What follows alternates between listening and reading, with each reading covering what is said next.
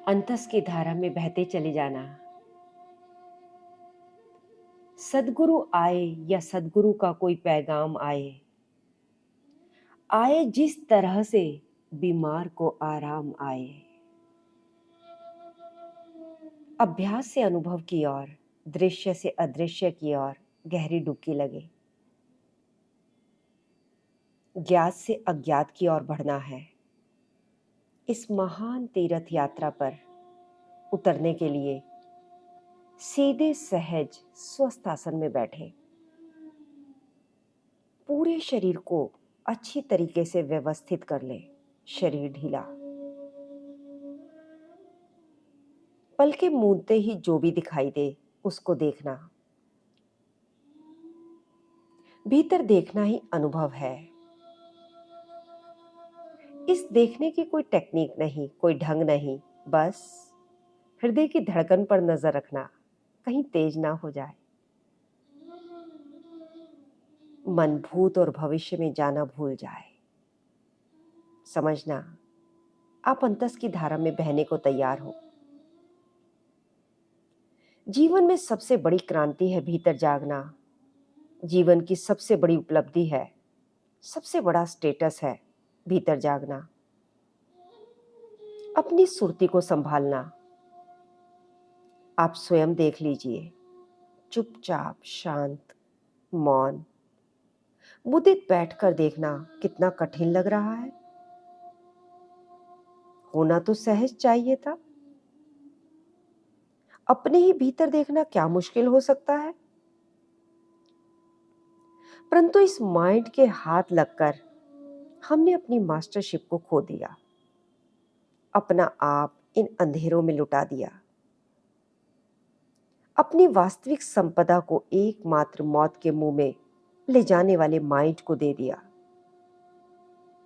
Awareness, जो हमारी वास्तविक संपत्ति थी, पूर्ण संपत्ति थी, जिस संपत्ति के आने से सभी प्रकार के वैभव प्रकट हो जाते हैं, जो संपत्ति कभी आने के बाद कभी जाती नहीं है, भीतर का धन, जो एक बार सूर्योदय होता है, एक बार चांद उगता है पूर्णिमा का, फिर वो कभी विदा नहीं होता। एक बार प्रकाश उतरेगा, फिर कभी कम नहीं होगा। लेकिन जन्म यूं ही जा रहा है। भीतर की खबर रखना, भीतर की खैर मनाना, भीतर के लिए निरंतर डटे रहना। बाहर कुछ हाथ नहीं लग रहा और जन्म बाहर ही बाहर यूं ही गुजर रहा है। कितना भी अहंकार कर लो, कितना भी अभिमान से बोलो, कितनी भी शाबाशी ले लो इस संसार की, वास्तविक रूप से देखना कुछ भी हाथ नहीं लग रहा। सब यूं ही चला जा रहा है, विशेषकर एक एक श्वास अनमोल, अद्वितीय। यूं ही छोटी छोटी क्षुद्र बातों में, छोटे मोटे रिएक्शन में। ये बाहर की मान प्रतिष्ठा क्या करेगी जब भीतर अंधेरा है, भीतर डुअलिटीज है। इन अंधेरों को दूर करने के लिए थोड़ा सावधान रहना। अब इस काजल की कोठरी में, यानी कि शरीर, परिवार, कुटुंब, सगे संबंधी संसार में आ ही गए हो, तो ध्यान रहे इस मानव चोले पर कम से कम दाग लगे। यानी जब हम इस काजल की कोठरी में, जिसमें हर पल राग और द्वेष से घिरे हैं, हम कैसे जिए कि इस चोले पर कम से कम दाग लगे। उसके लिए पहला स्टेप है अल्पभाषी, कम से कम बोलना है। यदि अपना सच्चाई से अनुभव करना है तो कम बोलना। इस जीव को बहुत आदत है बोलने की, बाहर नहीं तो भीतर बोलता है। थोड़ा कम बोलने की आदत डालिए। Filter your talks, filter your thoughts. अपने वचन और विचार दोनों पर संयम लाओ। जो काम का नहीं है बोलो ही मत। अपने प्रतिदिन की रूटीन को देखना, क्या हम फालतू बोल रहे हैं। दूसरा है अल्प हंसी, यानी कम हंसो। हंसना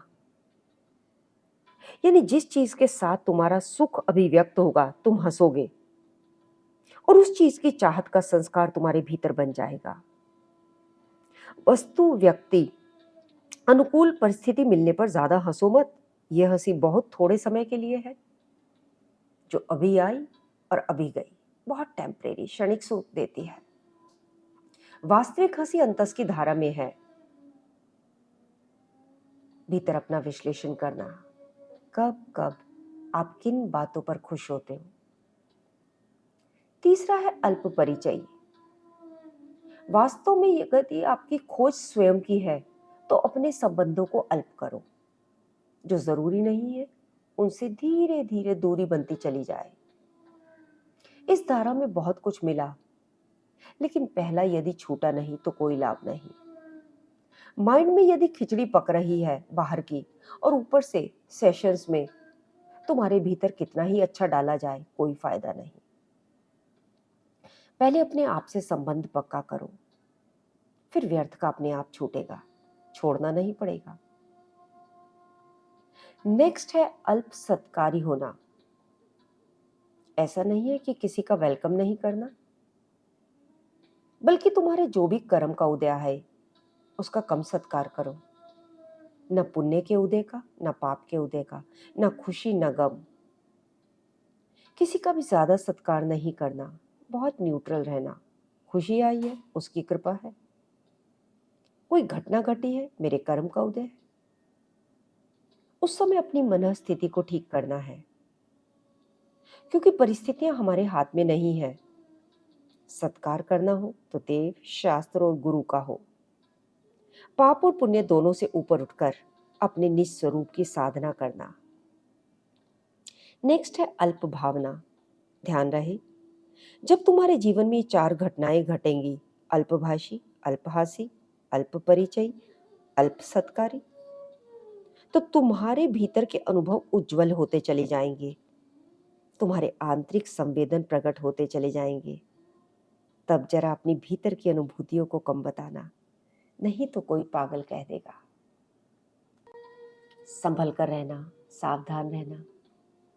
नेक्स्ट है अल्प सहचारी होना। सहचारी यानी किसका संग करना है और किसका संग नहीं करना। अब और ज्यादा ध्यान देना होगा, क्योंकि भीतर अब आत्मिक गुणों का स्वाद तुमने चख लिया है। इतने अनुभवों के बाद अब भीतर से तुम्हारा दृढ़ निश्चय हो चुका है कि वीतरागता ही हमारा उद्देश्य है, यानी राग द्वेष रहित होना है। माया के वास्तविक स्वरूप को जानना है। माया बाहर नहीं, मन ही माया। मन के स्वरूप को समझना है। मन से थोड़ा दूरी बनाकर मन को देखना है। दूरी बन रही है क्या, भीतर देखना। नेक्स्ट है अल्प गुरु होना, यानी थोड़ा सा ज्ञान आते ही तुम्हारा बहुत बोलने का मन करेगा, लेकिन ऐसे ही किसी को शिक्षा देने मत लग जाना। हाँ, यदि आपकी दृष्टि आत्मा पर आ गई है, स्वयं पर आ गई है, स्वयं स्वरूप का तुम्हें वास्तविक भान हो चुका है, तो जरूर बोलना। सद्गुरु वही जो आत्मा पर दृष्टि करके बोलते हैं। जरूरी है कि पहले तुम साधना को पूर्णता तक जाओ। जागे रहना, श्वासों पर एकाग्रता बनी रहे। खाली सुनना नहीं, शब्दों के पीछे के रहस्य को समझना है, तो कोई प्रत्यक्ष सद्गुरु चाहिए। और सद्गुरु का पहला परिचय हमारा शरीर देता है, जिनके समागम में आते ही आपके हृदय की धड़कन तेज हो जाए, मन भूत और भविष्य में जाना भूल जाए, शरीर अपनी सीमित हदों से ऊपर उठ जाए, समझना आप किसी सद्गुरु के समागम में आए हो। ध्यान रहे, मनुष्य के मन और बुद्धि तो जटिल है, परंतु मनुष्य का शरीर अत्यंत सरल है, क्योंकि यह सदा वर्तमान में जीता है। और भीतर रहे ईश्वरीय तत्व को प्रकाशमान रखने के लिए हमारे सभी अंगों और अवयवों को बिना किसी भेदभाव के, पक्षपात के सक्रिय रखता है। जागे रहना, अपने से प्रेम करना, सेल्फ लव में उतरना। जब प्रेम और प्यास भीतर से उठती है, तब परमात्मा भी भीतर ही प्रतिष्ठित होता है, भीतर ही प्रकट होता है। तुम्हारे हृदय द्वार पर, अनाहत केंद्र पर प्रकट होता है। उघाड़ते चले जाना इसको। माइंड को देखते ही माइंड विदा होता चला जाता है। जितना अधिक देर तक तुम माइंड के साथ रहते हो, उतनी ही देर तक माइंड का अस्तित्व है। जो ही तुम इससे हटने लगते हो, माइंड का कोई अस्तित्व नहीं रह जाता और आपका हृदय जगमगाता हुआ हाथ लगता है, जहाँ हमेशा लव, जॉय एंड हैप्पीनेस है, जहाँ खुमारियों के दौर निरंतर लहलहाते हैं। प्रतिपल डुबकी लगे इस महासागर में। आज इतना ही। नेक्स्ट वॉल्यूम तक इंतजार के पलों में रहना। ओम गुरुवे नमः, श्री गुरुवे नमः, ओंकार गुरुवे नमः, श्री गुरुवे नमः।